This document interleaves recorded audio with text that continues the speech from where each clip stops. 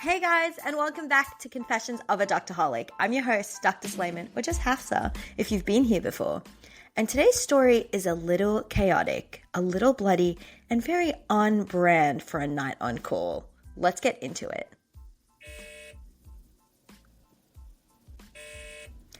It was one of those nights.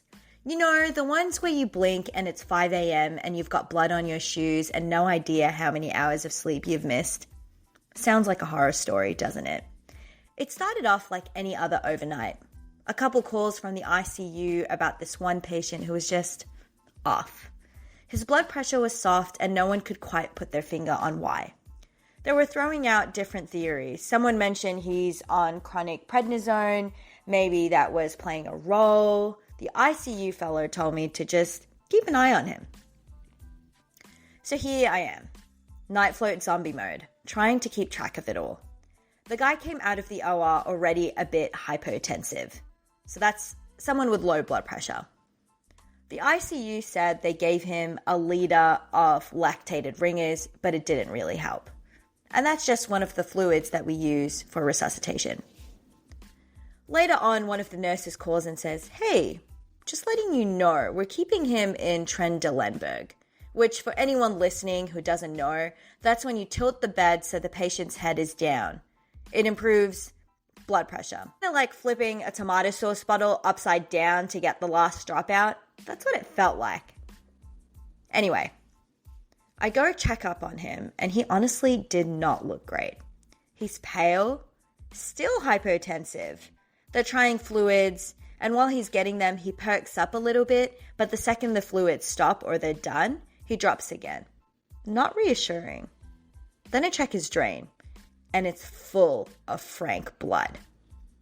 Before I even have time to react, I get a page from the attending. Blood is literally seeping out of the drain hole. It's collecting. There's a puddle under the bed. So we call the attending again and rush him back to the OR. They find a bleeding vessel, they clamp it, they cauterize it, crisis handled.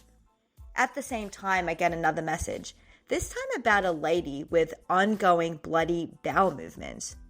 She looked fine, honestly. She was stable, vitals were good, but given her hemoglobin drop, we decided to transfuse just to be safe. Then there was another patient who needed blood. Also stable, no dramas, but still. Add it to the list. And of course, a couple of pain control calls sprinkled in there just to keep things spicy.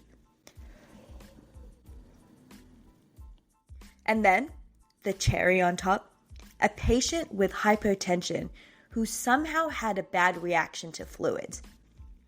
That one, I'll admit, I regretted in hindsight. It's hard when you're running on adrenaline and trying to make fast decisions for 10 different people, but that's part of the job. Here's the thing though, near the end of the night, my senior turned to me and said, "You've really been on top of things tonight. You know who to escalate and who you can manage on your own." That meant a lot.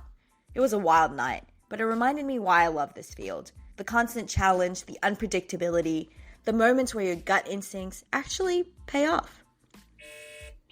So yeah, that's the confession for today. If you've had a night like that or worse, you're not alone.